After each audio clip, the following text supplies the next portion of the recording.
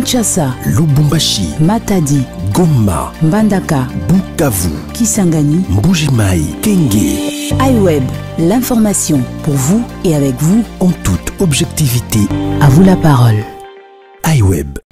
L'Est de la République démocratique du Congo est en proie à une insécurité récurrente. La situation dans cette partie est du pays où règne une centaine de groupes armés va de mal en pis. Quelle solution faut-il apporter à cette question? On en parle bien sûr dans ces numéros de Top 15 avec Teddy Kachama au cadre de l'UDPS et fédéral dans la ville Bandundu. Bonjour monsieur Teddy Kachama. Bonjour monsieur le journaliste. Top 15, votre magazine quotidien. On se retrouve en une fraction de seconde. Monsieur Teddy Kachama, par rapport à tout ce qui s'est fait sur le terrain, va-t-on vers un début de solution? Oui, avant de commencer, je dois d'abord compatir avec mes frères et sœurs de l'Est. Je dois être vraiment de cœur avec eux. Ils ont tant souffert dans cette partie. Tenons bon. Tenez vraiment, comme notre slogan le dit, c'est pour bientôt.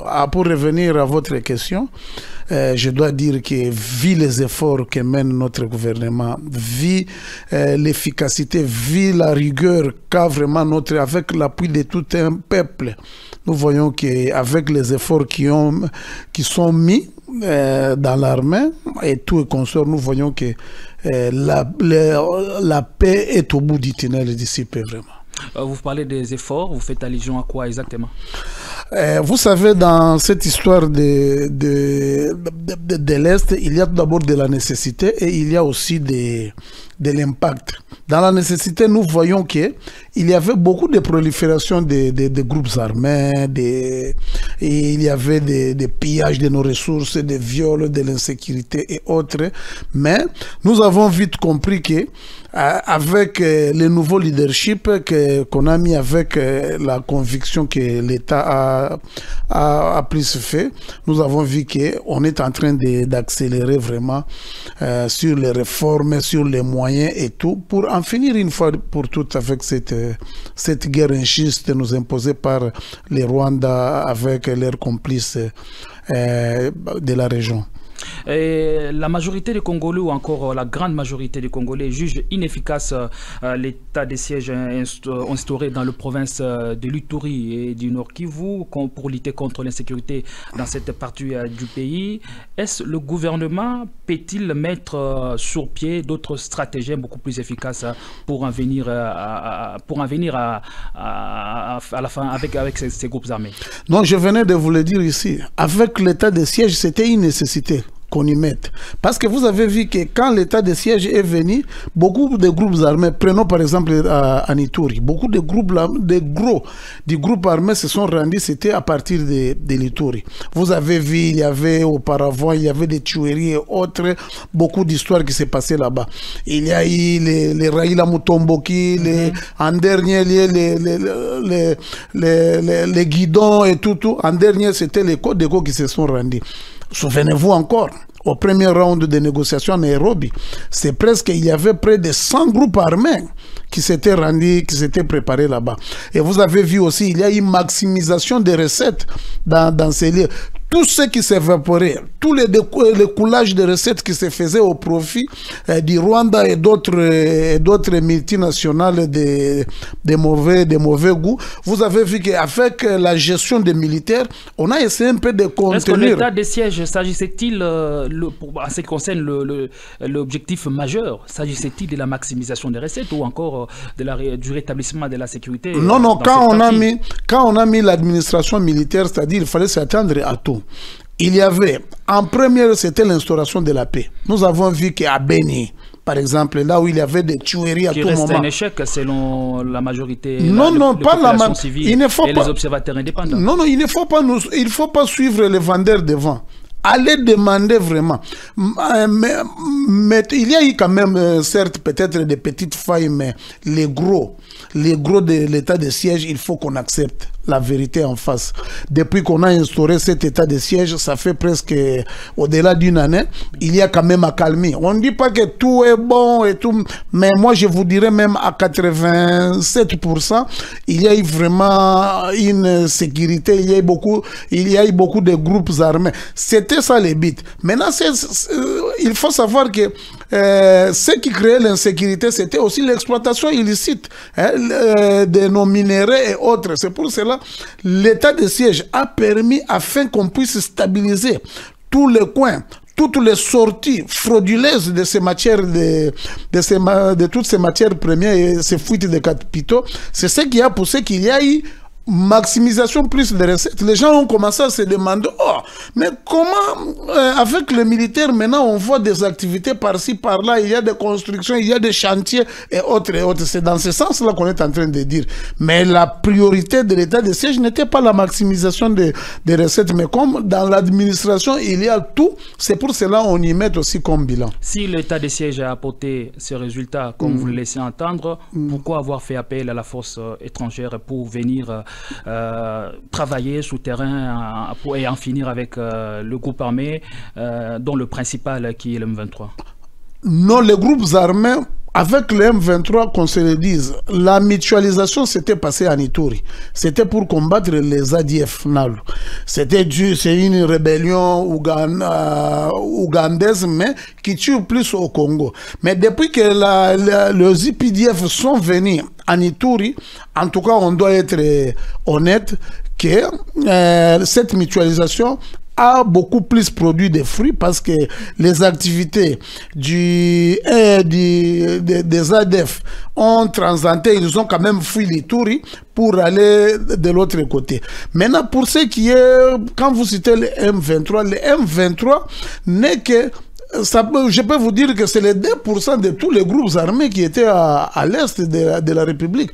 Que les gens cessent un peu de de nous faire croire qu'à l'est, il n'y avait que les M23. Non, il y avait beaucoup de forces. Les M23, c'était une négociation. Mais je te dis, puisque là, maintenant, on est dans le schéma maintenant de proposer maintenant ce que le gouvernement pourra adopter ou juger défendable afin de lutter contre l'insécurité dans cette partie est du pays. Là, vous avez parlé de l'état de siège qui est une bonne chose.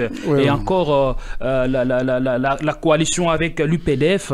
Mais dans quelle solution ou encore quel choix maintenant que devra prendre le gouvernement pour continuer à sécuriser les populations et leurs biens? Non, moi j'ai aimé la gestion de cette crise par notre gouvernement parce qu'il avait utilisé des méthodes. Il avait utilisé la diplomatie et la guerre.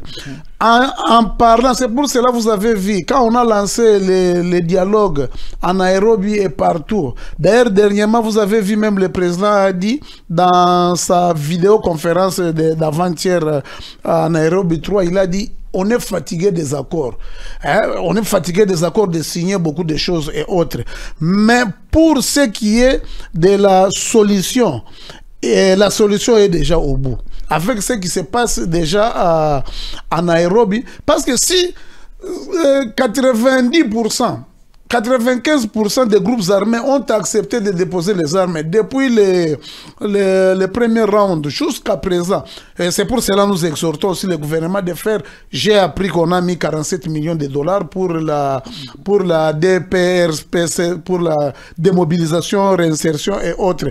Parce qu'il ne faut pas oublier que notre Assemblée a voté même une loi interdisant à toute personne ayant touché les armes d'intégrer l'armée. C'est pour vous dire qu'il faut qu'on intègre ces gens-là. On prend la dernière information attitrée ce matin à iWeb RDC. Vous pouvez retrouver les sites internet via votre téléphone mobile. Enfin, le bruit de bottes et des Kalachnikov vont cesser de se faire entendre dans l'est de la République démocratique du Congo, fief des dizaines de groupes armés congolais et étrangers. Tous les groupes armés qui prenaient part aux discussions de Nairobi ont accepté de déposer les armes. C'est Uhuru Kenyatta, ancien président kenyan, qui l'a annoncé mercredi 30 novembre en marge de travaux du 3e round du processus pour la paix dans l'est de la RDC qui se tiennent à Nairobi. Est-ce une lueur d'espoir pour les populations civiles?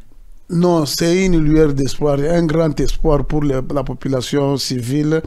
de tous les Congolais, que les gens ne dissocient pas.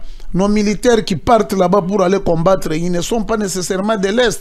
Hein? Vous avez vu des Baouma, paix à leurs âmes, de Mbouja Mabé, de tout ce monde-là, avec nos militaires qui sont en train de mourir. C'est-à-dire c'est un problème qui ne concerne pas l'Est, que uniquement l'Est, c'est un problème qui concerne tous les Congolais. Vous avez vu même l'engouement. Quand on a dit aux gens qu'on devait vraiment s'enrôler, vous avez vu que c'est toutes les provinces vraiment qui sont en train de... C'est pour vous dire que nous en avons marre, nous fumons le caliment maintenant de la paix. Les peuples congolais, comme l'avait dit le président Ruto, que nous devons nous battre pour qu'il y ait maintenant l'épanouissement de la région. Hein, qu'il n'y ait pas... Quand notre site venait de mentionner, il a très bien dit que je demanderais même à beaucoup de nos auditeurs et des gens de commencer à suivre ce site quand il vous dit... Parce que c'est un site qui est très crédible, que je connais très bien. Ils ont dit que beaucoup de vous... C'est tous les groupes armés qui ont signé cela. Même les M23, au moment où je vous parle, ils ont demandé à Uhuru Kenyatta de les entendre, de les écouter pour faire. Maintenant, nous avons aimé la position du chef de l'État qui a dit que nous ne pouvons pas céder au chantage et ils ont beaucoup tué des gens, ils doivent se conformer. C'est pour vous dire, la paix vraiment... On ne voit pas comment est-ce que la paix va nous échapper avec ce que la population congolaise, avec son chef, son commandant suprême est en train de se battre pour faire. Comment expliquez-vous le contraste qu'il y a entre le budget qui est alloué à l'armée nationale congolaise, je parle de 1 milliard de dollars actuellement, c'est quelque chose en tout cas d'inédit, puisqu'aucun président par le passé n'a jamais au moins mobilisé autant de recettes à donner à l'armée.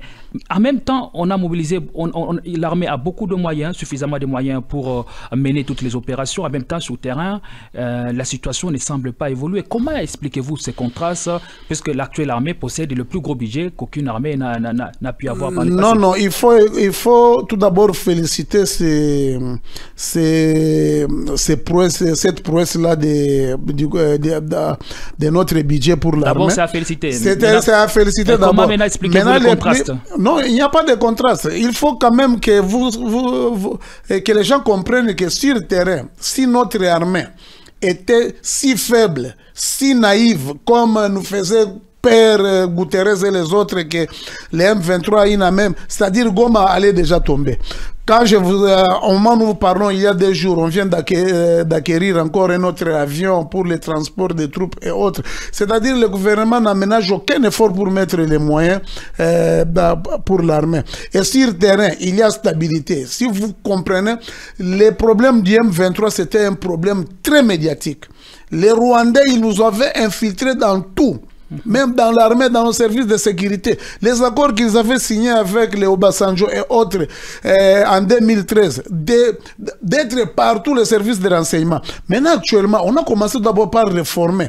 On a fait la mise en place. Au moins, je vous parle de tout l'état-major qu'on venait à peine de nommer, ils sont toujours à l'Est. Les militaires sont super motivés. Et si vous voyez l'engouement, à chaque fois, on est en train d'envoyer uniquement nos troupes là-bas. Vous avez vu la dernière sortie de M. Paul Kagame hier, qui a craqué pour commencer à s'insurger même dans d'autres instants. C'est pour vous dire que l'armée, avec les gouvernements du Congo, ils ont décidé de mettre au-delà de 50 000 jeunes là-bas pour sécuriser notre pays. On espère que vous ne vendez pas du vent à la population. Non, on ne peut pas vendre du vent. En 10 secondes, s'il vous plaît, on va se quitter sur ces notes-là. Que peut-on entendre maintenant de tous ces accords, de tous ces processus pour au moins remettre la sécurité dans l'Est du pays? Est-ce que devra-t-on toujours continuer le même schéma ou changer de fusil d'épaule carrément? Non, moi je vois que ce schéma est en train de payer parce qu'avec le calendrier de Luanda, on avait dit le vendredi cesser les faits il y avait 5 jours pour qu'il y ait les retraits et pour qu'il y ait des armements et autres. Moi, je vois que c'est un schéma qui paye. Donc, on est sur la bonne voie. On est sur la bonne voie et le Kagame a compris, il est dénudé partout. Tout le monde, je vois que les Congolais ont maintenant leur destin en main. À la population de l'Est de garder toujours un mince espoir car c'est une flamme qui fait vivre. Eh bien, mesdames et messieurs, c'est numéro top 15 sachez par ici. Nous vous retrouvons dans un prochain numéro avec la mélodie des plaisirs. Portez-vous bien et l'actualité reste en continu sur notre site d'information www.iwebrdc.com. Kinshasa, Lubumbashi, Matadi, Goma, Mbandaka, Bukavu, Kisangani, Mbuji-Mayi, Kenge. iWeb, l'information pour vous et avec vous En toute objectivité, à vous la parole. iWeb.